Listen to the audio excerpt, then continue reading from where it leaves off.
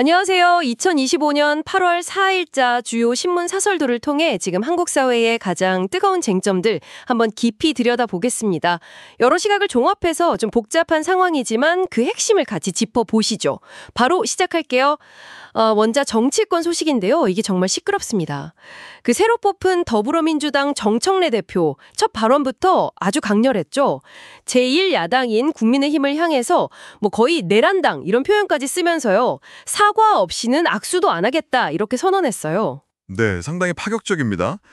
그 사설들을 쭉 보면 정 대표가 여기서 멈춘 게 아니고요.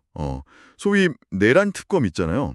그거 추진한다거나 심지어 위헌정당 해산 심판 가능성까지 언급하면서 아주 대결 구도를 확실히 했어요. 그리고 추석 전까지 검찰, 언론, 사법개혁을 마무리하겠다. 뭐 이런 속도전 의지도 보였고요. 네, 세계일보랑 조선일보는 딱 이런 강경 노선이 협치를 완전히 가로막고 국정 운영에도 큰 부담이다. 이렇게 강하게 비판하네요. 특히 지금 뭐 경제나 안보 상황도 녹록지 않은데 이렇게 대립에만 너무 집중하는 거 아니냐. 이런 우려가 커요. 그렇죠. 근데 반면에 한겨레는 약간 결이 달라요.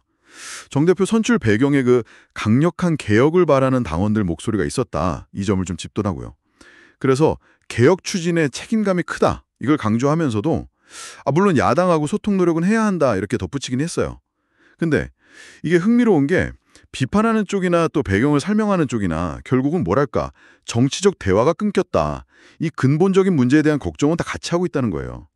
이게 현재 한국 정치가 얼마나 좀 불안정한가 이걸 보여주는 것 같기도 하고요. 네, 그런 정치적인 긴장감이 경제 쪽 불확실성하고 또 맞물려서 더 커지는 것 같은데요.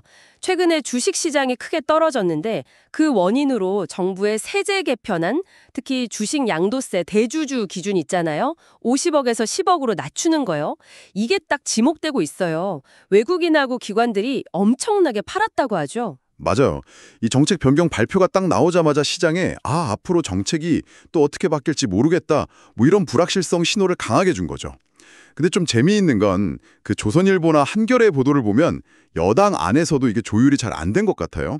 김병기 원내대표는 기준을 다시 올릴 수도 있다. 뭐 이런 가능성을 열어놨는데 진성준 정책위의장은 또 강행하겠다. 이러면서 엇박자를 냈죠. 그러니까 부자 증세라는 명분하고 또 한편으로는 코스피 5천 달성하겠다. 이런 시장 활성화 목표 사이에서 정부 정책이 좀 오락가락한다. 이런 비판이 나올 수밖에 없겠네요. 국회 국민동의 청원 거기 게시판에는 반대 글이 막 쏟아지고 있다면서요. 네, 그 소득 있는 곳에 세금이라는 원칙 자체는 맞는데 그 방식이나 시점이 시장에 주는 충격을 충분히 고려했어야 하는 거 아니냐 이런 지적이 핵심이에요. 결국 정책의 일관성, 신뢰성 문제가 제기되는 거죠. 여기에 더해서 뭐 세계일보나 조선일보는 노란봉투법 같은 다른 입법 움직임도 기업 활동을 위축시킬 수 있다 이렇게 보고 있고요. 시장엔 부담이죠. 다음은 외교 안보 쪽 이슈인데요. 곧 열릴 것 같은 한미 정상회담, 여기에 관심이 많이 쏠리고 있어요. 세계일보 분석을 보면 이재명 대통령 취임하고 첫 회담인데 한미동맹 현대화라는 이름 아래서 주한미군의 역할, 특히 중국 견제 역할을 강화하려는 미국의 의도가 있을 거다. 이런 관측이 나오네요. 네, 바로 그 점이 상당히 중요합니다. 기존에 주로 북한 억제 역할이었는데 이걸 넘어서서 예를 들면 대만 해협에 무슨 일이 생겼을 때 한국이 어떤 역할을 할 거냐 이런 구체적인 입장을 요구할 수 있다는 거죠. 미국의 이런 요구는 사실 우리 외교에 상당한 고민거리를 안겨줄 수 있어요. 이재명 정부가 내세우는 그 국익 중심 실용 외교 노선이 정말 미중 사이에서 첫 시험대에 오르는 셈이군요. 세계일보는 또 미국 내 일부에서는 이 대통령의 과거 발언 같은 걸 들어서 혹시 친중 성향 아니냐 뭐 이런 의구심도 여전하다고 전하고 있고요. 네, 맞습니다. 결국 이번 정상회담에서 이 중국 문제에 대한 양국의 좀 미묘한 시각 차이를 어떻게 조율할지 그리고 동맹 강화와 우리 국익 수호 사이에서 어떻게 균형점을 찾을지 이게 관건입니다. 외교적 지혜가 정말 필요한 시점이죠. 정말 굵직한 현안들이 많네요. 이것들 말고도 사설대를 보면 그 전직 대통령 부부 관련된 특검 수사하고 또 거기에 대한 저항 문제 이건 한겨레가 다뤘고요. 또 공영방송 지배구조 바꾸는 그 방송 삼법 처리 강행 논란 이건 조선일보에서 지적하고 있고요.